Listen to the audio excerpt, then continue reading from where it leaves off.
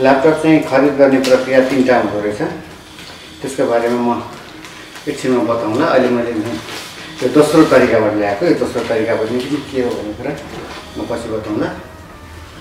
Laptop यो चाहिँ मैले डाइरेक्ट युएसएबाट मगाएँ, किनभने अहिले डलरको समस्याको कारणले गर्दाखेरि क्यान इन्फोटेकमा गएको थिएँ म। क्यान इन्फोटेक भन्ने यहाँहरूलाई थाहा होला, हरेक वर्ष हुन्छ। कम्प्युटर एसोसिएसन अफ नेपालले चाहिँ यो कम्प्युटर र कम्प्युटरसँग रिलेटेड वस्तुहरूको बिक्री वितरण तालिम यस्ता सबै कुराको अफर प्रदर्शनीमा राख्ने गरिन्छ। ल्यापटपहरू बिक्री गर्ने, कम्प्युटर डेस्कटप, कम्प्युटर भनेको डेस्कटप ल्यापटप दुइटै हुने होइन, प्रिन्टरहरू, यी सबै चिजहरू, इलेक्ट्रोनिक सामानहरू, मोबाइल पनि हुन्छ त्यहाँ है। फेरि त्यहाँ जाँदा पनि नेपालमा डेल कम्पनीको आधिकारिक विक्रेता 2टा रहेछ। एउटा शेर्पा मलमा नेरोट्रिक भन्ने रे, अर्को के हो 2टा भन्ने मात्र सुन्नमा आयो। त्यहाँ गएपछि सुनेको है। उहाँहरूलाई मैले यो मोडलको कुन मोडल म अहिले भनेछु, यो मोडलको चाहिँ ल्यापटपको बारेमा मैले गुगल सर्च गरेर क्यान इन्फोटेकमा खोज्न जाँदा कुनै पनि स्टलमा चाहिँ यो ल्यापटप प्राप्त गर्न सकिन। डलरको कारणले गर्दा हामीले डाइरेक्ट यहाँको अथोराइजबाट हामी किन्न सकेनौँ, किनभने उहाँले नै ल्याउन सक्नु भएन, त्यही भएर किन्न पाएनौँ। बाहिरबाट मगाउँदाखेरि यो फेरि बक्सामा आउँदाखेरि छुट्टै बिक्रीको लागि ल्याएको भनेर चाहिँ फेरि समस्या हुने भएको भएर उहाँले ह्यान्ड क्यारी गरेर ल्याउँदाखेरि बक्सा चाहिँ छैन, यति मात्र छ। र यसमा चाहिँ के आएको छ त बक्सा बाहेक, म त्यो चिज पनि तपाईँलाई देखाउनेछु। यसमा चाहिँ हामी के आयो भने एउटा चाहिँ स्टाइलस भन्ने आउँदो रहेछ, यो स्टाइलस भन्ने। अर्को आउने चाहिँ एउटा चार्जर छ, यो चार्जर आयो। स्टाइलस भनेको पेन हो, यो पेन, यो चाहिँ टच स्क्रिन हो, ह्यान्डले स्क्रिनमा लेख्न मिल्छ, यो पेन हो। यो ब्याट्री छ, ब्याट्रीसँग यहाँ 2टा पिन पनि छ। यो पिन चाहिँ फेर्न मिल्ने रहेछ, यो फेर्ने हो कि अथवा खिएर जाने हो थाहा भएन। यो पिनको लागि 2टा पिन पनि एक्स्ट्रा आएको छ। यो चाहिँ 2-in-1 हो। 2-in-1 भनेपछि मलाई मन परिरहेको, यो यसरी सिधा पनि हुन्छ, फ्लिप सिधा। त्यसपछि यसलाई टेन्ट मोड भन्दो रहेछ, यसलाई यसरी टेन्ट जस्तो राख्ने। त्यसपछि ट्याब्लेट मोड भन्दो रहेछ, यो ट्याक्क यस्तो ट्याब्लेट। अब हामी यसरी ट्याब्लेट जस्तै चलाउन सक्छौँ। डिभाइस नेम भनेको मेरो आफ्नो नाम राखेको छु। Processor 12 Gen Intel R core TM i7 260p 2.10 GHz। Install RAM चाहिँ 16 GB को छ। त्यसमा चाहिँ 15.7 GB युजेबल। डिभाइस आइडी भयो, यिनीहरू प्रडक्ट आइडी भयो। सिस्टम टाइप भनेको 16.4 अपरेटिङ सिस्टम हो। Pen and touch support with 10 touch point भनेछ। यो मोडलको नाम रहेछ Dell Inspiron 167620 2-in-1। Audio jack, USB 3.2 अनि SD कार्ड स्लट।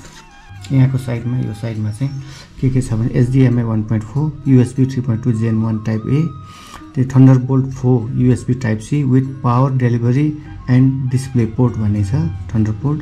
अर्को पनि थन्डरबोल्ट पोर्ट छ, टाइप C नै छ यो। त्यसमा with power delivery and display port भन्ने छ। यो साइडमा छ र यो HDMI भयो, यो 3.2 USB पोर्ट, यो 2टा छ थन्डरबोल्टको लागि। यसैबाट चार्ज गर्ने हो, ब्याट्री चार्ज पनि यसैबाट गर्ने, के अरे ल्यापटप चार्ज गर्ने पनि यसैबाट हो। पावर दिने, ल्यापटपलाई पावर दिने यसैबाट हो।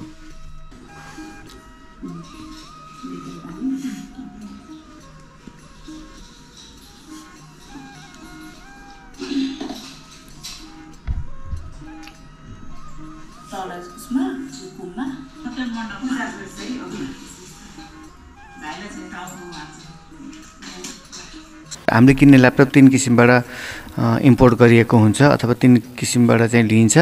एउटा चाहिँ अथोराइज, जो कुनै पनि ल्यापटप उत्पादक कम्पनीले कुनै देशमा चाहिँ बेच्नको लागि आधिकारिक डिलर, अथोराइज डिलर नियुक्त गरेको हुन्छ र त्यही मार्फत खरिद गर्नेलाई अथोराइज भनिन्छ भने अन्य पसलेहरूले अन्य देशबाट चाहिँ जुन देशबाट सस्तोमा पाइन्छ त्यो सस्तोमा पाइने देशबाट मगाएर बेच्ने र त्यो किन्नेलाई चाहिँ ग्रे ल्यापटप भनिन्छ। र त्यस सँगसँगै हामीले आफन्तीहरूबाट पनि विदेशबाट आउने बेलामा लिएर आएको ल्यापटपलाई पनि ग्रे भनिन्छ।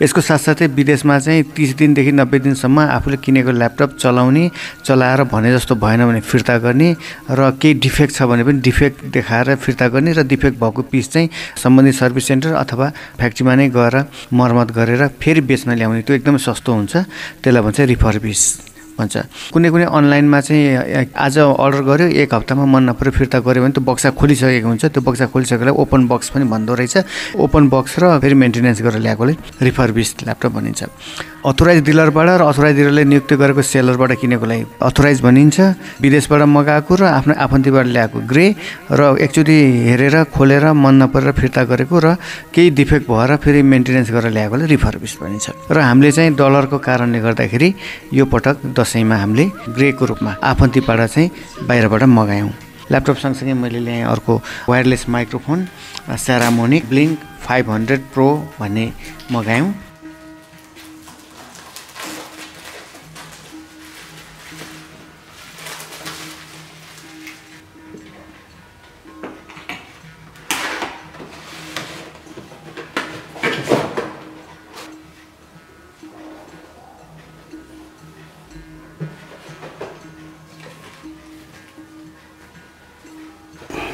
के छ प्रेस गरेपछि खोल्दो रहेछ खोलेपछि ट्रान्समिटर दुईटा प्रो म्याक्स रिसिभर एउटा यति सानो हुँदो रहेछ यो रिसिभर हो यो चार्जर यसैमा छ यो बट्टामै चार्जर हो यसमा चाहिँ लाइन आउट हेडफोन आउट एउटा छ एउटा चाहिँ हेडफोन आउट छ यसमा चाहिँ माइक अथवा लाइन इन छ यसमा यो ट्रान्समिटर हो यो आवाज रेकर्ड गर्नको लागि सानो छ माइक सेरामोनिक गर्ने भने यहाँ जोड्ने पछाडि 5 भोल्ट 1.5 को टाइप सी कनेक्टर रहेछ 5 भोल्ट 1.5 एम्पियर करेन्टको अर्को पनि एउटा चिज रहेछ त्यो के हो म खोलेर हेर्छु ओह यो पफको लागि माइक पफको लागि यो सिल्का जेलको बारेमा पनि भन्नुपर्छ सायद नभएर दोषी नहोस् फङ्गस नहोस् भन्नुको लागि यहाँभित्र रहेछ बक्सामै तिनवटा चाहिँ एकै ठाउँमा राखेर चार्ज गर्ने चार्जर हुँदो रहेछ टाइप सी कनेक्टर र टाइप बी कनेक्टर लाग्दो रहेछ इन्डिभिजुअल चार्ज गर्ने हो भने टाइप बी कनेक्टरबाट चार्ज गर्नुपर्छ भने तिनटैलाई एकै ठाउँमा राखेर चार्ज गर्ने हो भने टाइप सी कनेक्टरले गर्नुपर्छ 1.5 एम्पियरको चाहिँ चार्जर लाग्दो रहेछ त्यसपछि यसमा विन्ड सिल पनि दुईटा आउँदो रहेछ लाभालियर माइक्रोफोन दुईटा इपी ज्याक कनेक्टर दुईटा र चार्जर दुईटा आउँदो रहेछ यसमा त्यसपछि मैले मगाएँ गोप्रो हिरो 10